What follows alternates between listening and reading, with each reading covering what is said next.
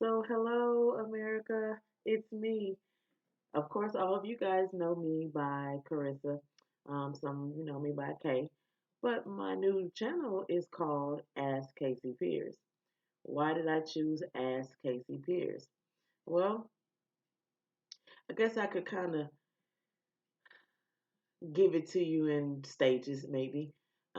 Kay is my nickname that's given to me by one of my very best friends that I met when I was here in Dyersburg, when I first moved here to Dyersburg, Miss Tamika Lucas, now King.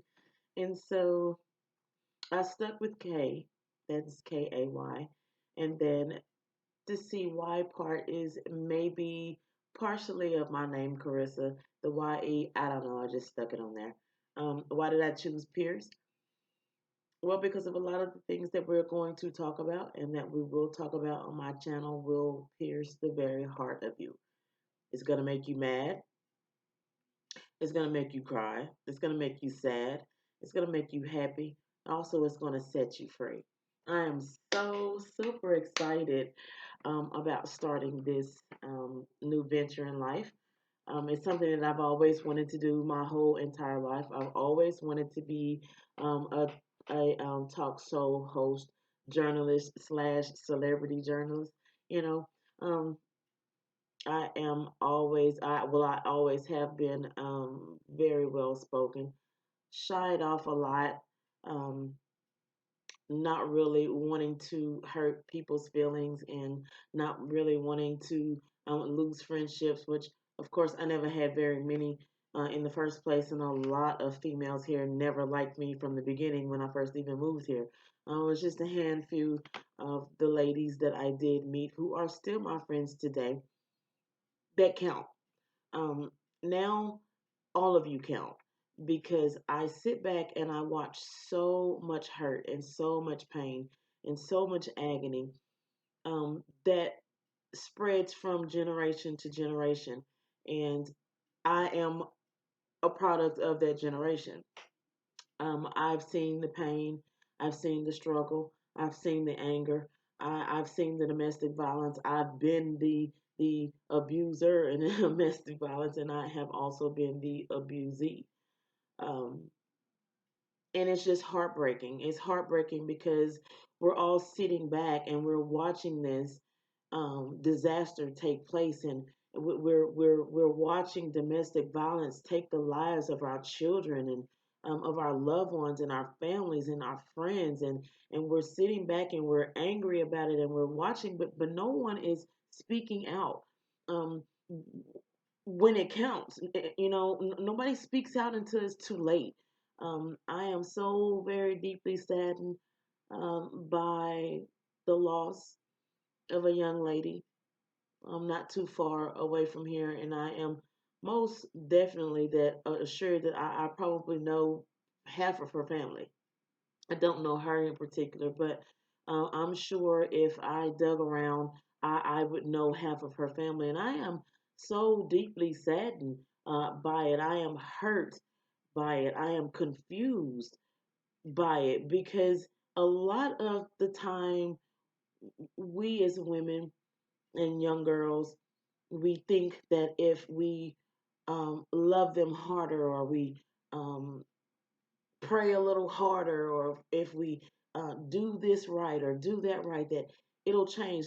Sweethearts all across the United States and further, it won't change.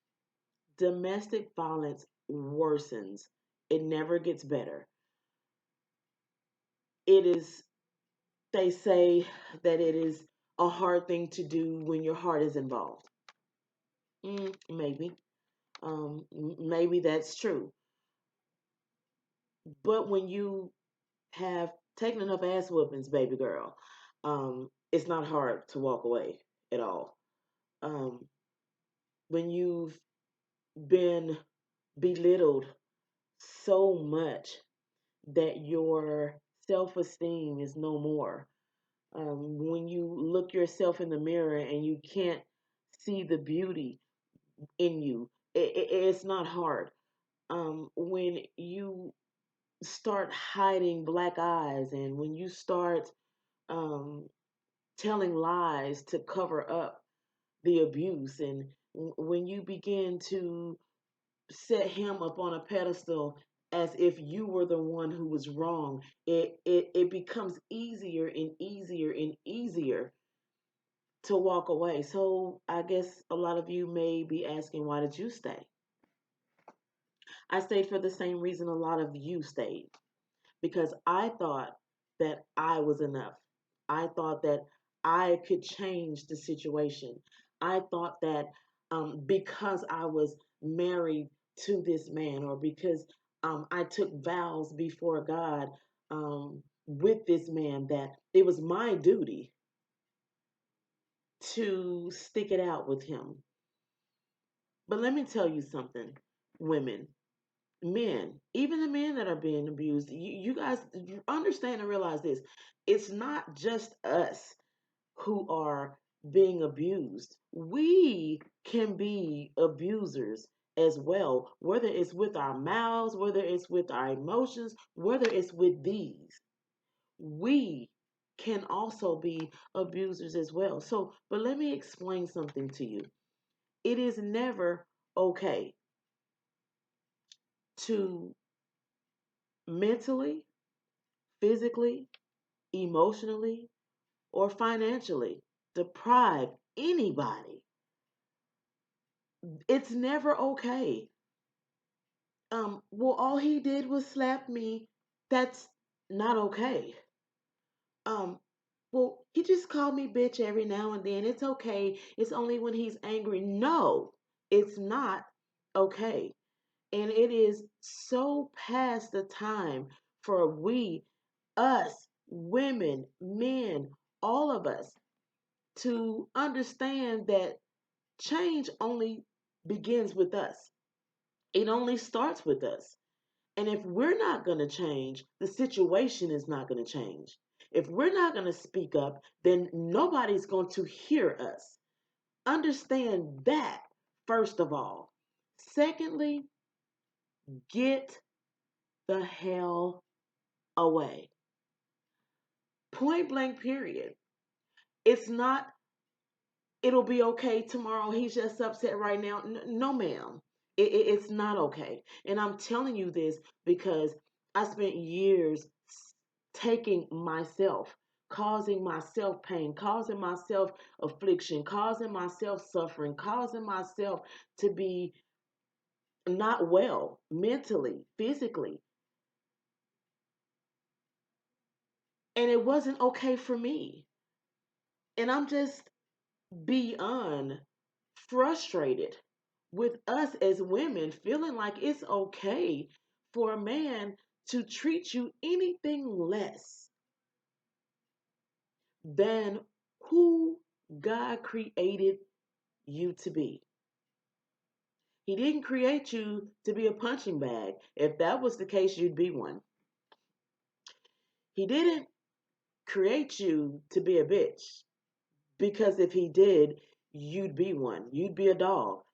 Um, he didn't create you to be sluts and whores. So stop acting like them. Stop acting like one.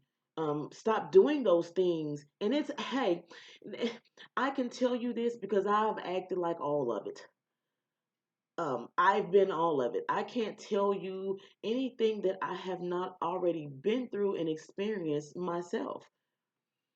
I can't tell you anything or advise you on anything that I haven't experienced myself, whether personally or whether by watching someone else close to me go through the same thing. If I don't know, I'm not going to speak on it. I'm not going to talk about it. My mom taught me a long time ago, never ever trust anybody's research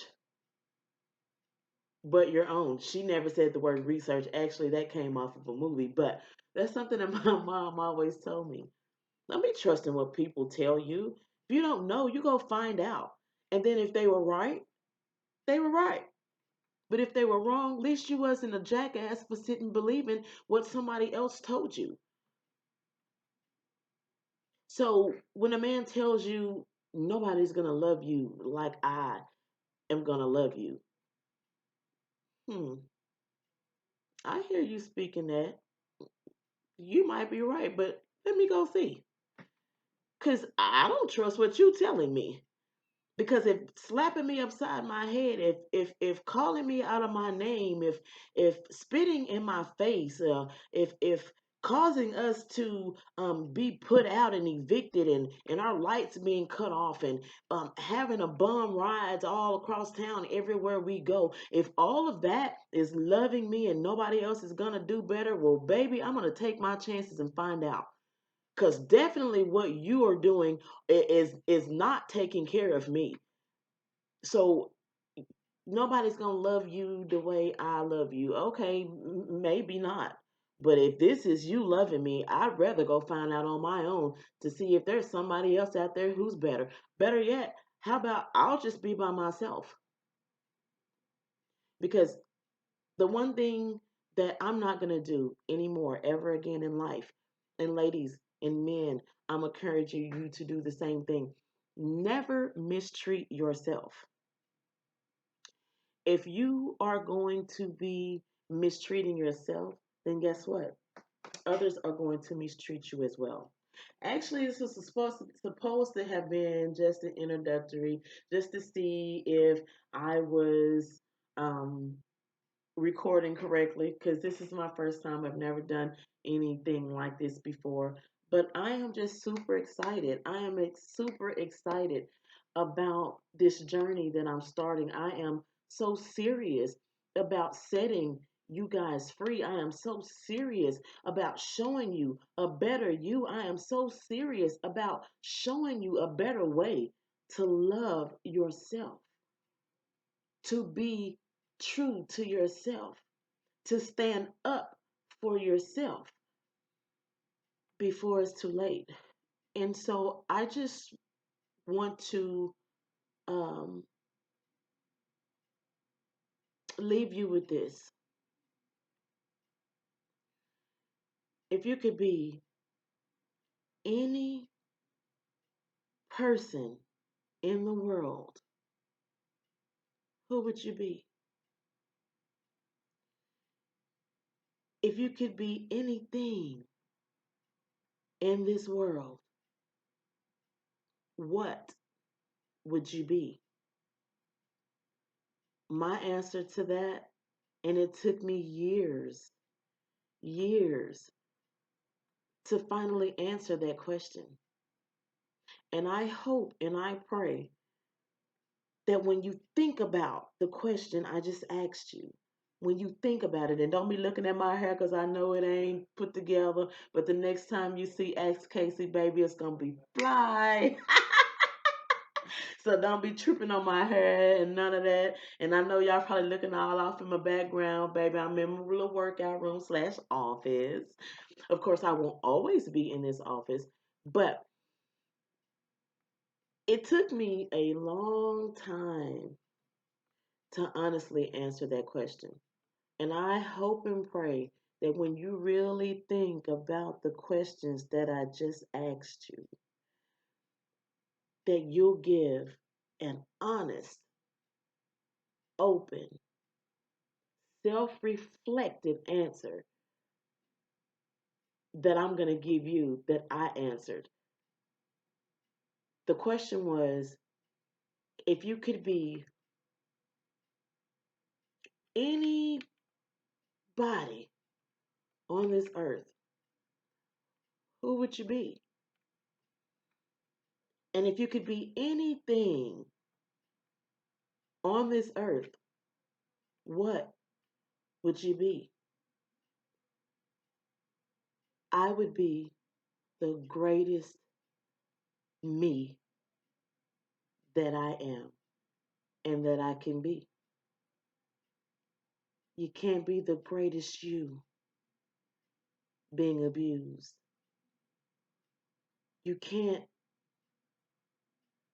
begin to be the greatest you living in darkness. You cannot begin to be the greatest you, and you don't know who you are and whose you are. Jeremiah 33 and 3 says, call on me, and I will answer you, and I will show you great things that you never knew. Jeremiah 29:11 says, for I know the plans that I have for you, plans to prosper you and not to harm you. Read it to give you an expected end. I like to paraphrase because sometimes I'm not a Bible quoter. I just know my word and I know what it is and I know what it says. But if you want to read verbatim, read it and then think about it. And then meet me here again on my next session. This is Ask Casey Pierce. I just want you to know that together we will be great men and women of God. Peace out, you guys.